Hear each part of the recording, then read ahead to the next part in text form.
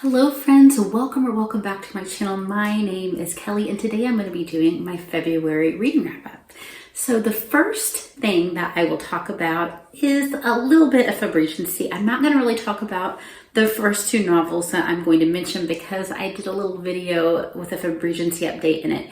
So the first one was The Vicar of Wakefield and the second one was Sentimental Journey, which I did as a buddy read with Novel Idea. And so I have a dedicated video where I talked about those novels, and so I will link in the description box about those. The only thing I will add is that the Sentimental Journey has a very interesting ending, which was funny and hilarious. But I was watching Hamilton with my teenage daughter. I'm just opening up a little bit more of things that she would not have been allowed to watch when she was younger with her. And I was just curious about Angelica Schuyler, and I looked her up.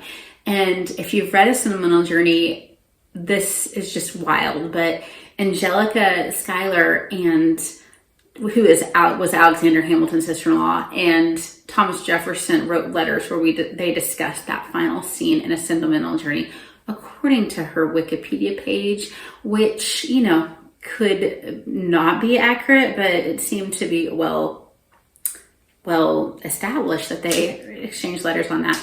Hilarious. If you know that scene, I definitely recommend the book.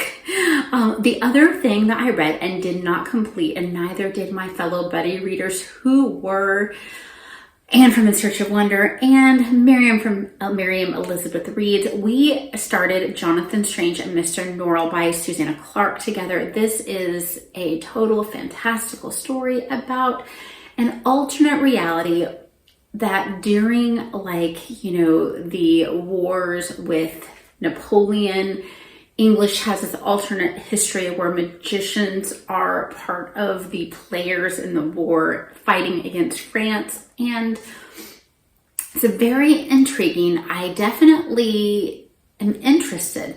I don't particularly like the characters. I like the characters, but I'm not connected to them. And I feel like Anne and Miriam kind of have similar feelings, and the story just jumps around a lot. And I'm okay. Like, I love The Night Circus, which is a total vibes book, very little plot, but I was invested a little bit more in the characters in that one.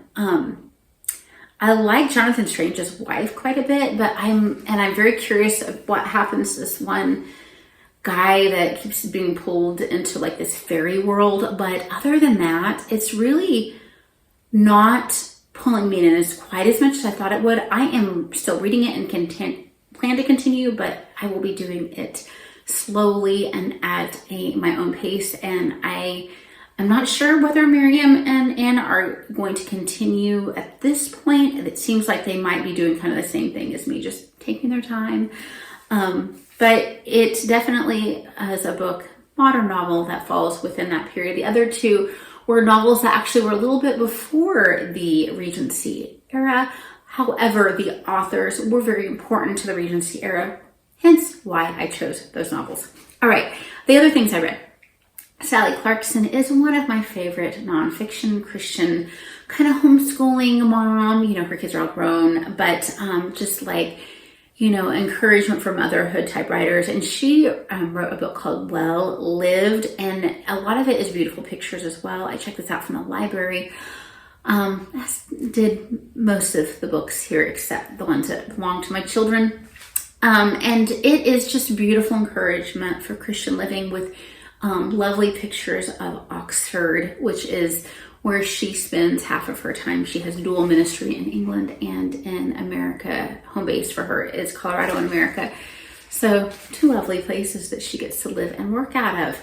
All right, things that were historical fiction that I read with my kids. We read Hattie, Big Sky. This was by Kirby Lawson.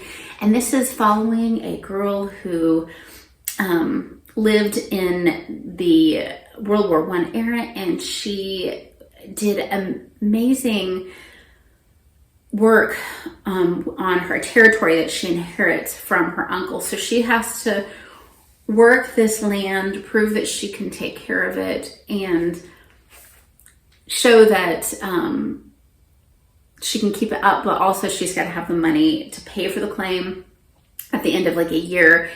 And pay off all her debts and everything. It was just an amazing look of World War I times, and I really enjoyed it. Next, Ranger in Time, historical fiction, a child's historical fiction. I read this at bedtime to my 10-year-old. And so Ranger in Time, Race to the South Pole. I'm blanking on the author. I'll put it, of course, in the description box. And the picture will be popped up here. I have the book. I could not find it. I don't know what my son's done with it. But it is a dog that time travels to different periods of time. So this was really interesting to follow, you know, the dog and one of the expeditions to the South Pole. I won't tell you which one it is in case you don't want to be spoiled. It was very cute, and I love how, you know, it's good for those animal lovers like my son, but then you get some historical fiction in there that has true history in it. And then for my in-person real life book club, my friend is hosting every other month, and we are picking a book from a specific country, and this one is Poland. This is a World War II. This was YA. It's called The Light in Hidden Places by Sharon and Cameron. And so this was a novel based on a true story, and from everything I've read, it is so close to real events. So this young lady ends up hiding like 13 Jewish people in her attic, and then the Nazis take possession of her house while she has the 13 people hiding.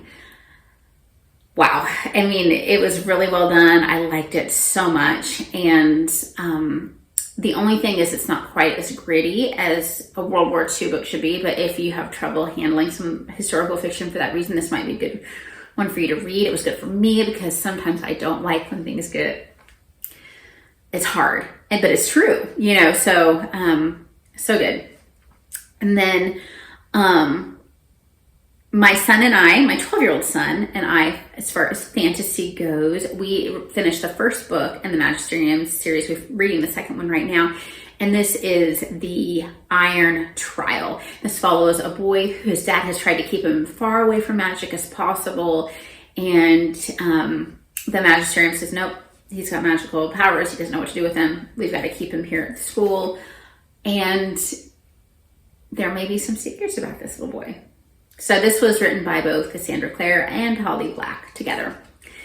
And then with my daughter, just because I haven't talked about what we're reading in my March TBR, and we did not finish this book. We are in the middle of A Time to Die, which is a dystopian by Nadine Brandes. And she writes appropriately for teens, but she doesn't shy away from hard things. So this is a world where you have a clock, and it tells you when you're going to die. And if you don't have a clock, it's against the law. So exploring all of that, I am really enjoying it so far. I do tend to actually like dystopian. I liked The Hunger Games. I liked the first Divergent book. Some others. So if you do not like dystopian, you probably will not like this one either. But I tend to enjoy some dystopian. All right, so that is what I read in February. What did you read in February? Did you take part in Febregency? I know there was also a fairy tale retelling, a readathon going on. What did you read in February? Let me know in the comments, and I hope you read a lot. Bye-bye.